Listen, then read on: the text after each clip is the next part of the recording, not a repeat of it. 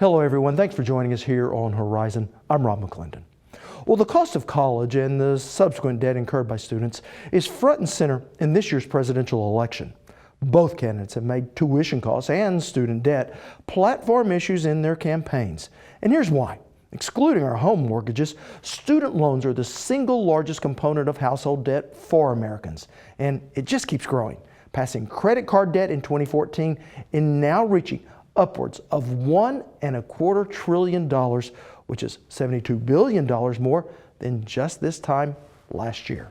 And just how much of an impact that debt can have on a person's life may depend upon where they live. The personal finance website Wallet Hub conducted an in-depth analysis of the best and worst states for student debt. And what they found is graduates need to be selective with where they apply their degrees, because a higher cost of living can often outweigh the gains of higher salaries, leaving little to pay off that student debt. Now, when you look across the country, Utah has the lowest average student debt of just under $19,000, which is 1.8 times lower than in Delaware, where the student debt is the highest at just under $34,000.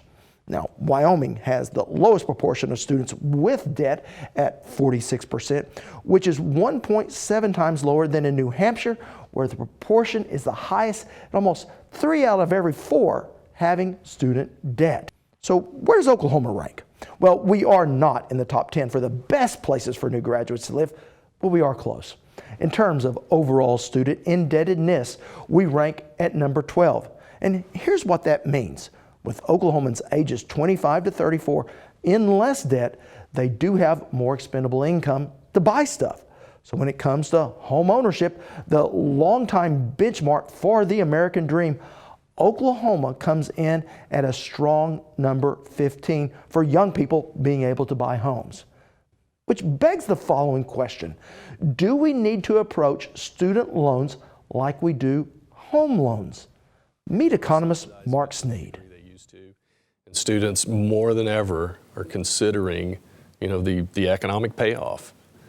Economist Mark Sneed says while student debt keeps growing, the cost of college may not be the real issue. When you compare the payoff to a college degree to the upfront cost of a college education, even private education is a bargain. The real problem is that it all has to be paid up front. A problem Sneed says can be fixed with a longer payoff plan. Maybe you need a 30-year payment structure. There's no reason to believe that education couldn't be paid for over a similar term like housing. I mean, we pay for housing over 30 years because that's the price, it's expensive. An expensive investment whose value is tied directly to the value of the degree. One thing we don't have is too many college graduates, but one thing we may have too many of is too many 22-year-old college graduates with no work experience. That's not a particularly powerful combination. Now, when we return, we'll meet a millennial who is making sure her college degree will pay off by making her career pathway stop off at a career tech.